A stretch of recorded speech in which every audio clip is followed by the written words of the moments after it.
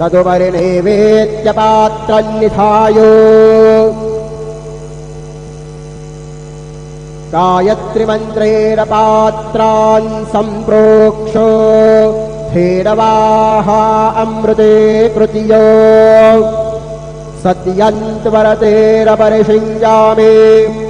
ॐ प्राणाय स्वाहा ॐ अपानाय स्वाहा ॐ व्यानाय स्वाहा ॐ उदानाय स्वाहा ॐ समानाय स्वाहा ॐ ब्रह्मणे नमः। नैवेद्यमध्ये पानीयं समर्पयामि पुनर्नैवेद्यं निवेदयामि।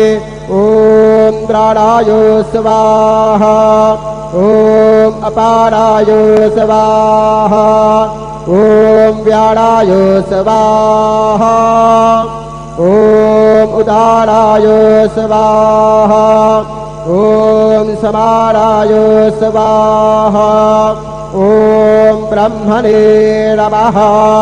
नैवेद्यं समर्पयामि हस्तप्रक्षालनं समर्पयामि मुखप्रक्षालनं समर्पयामि।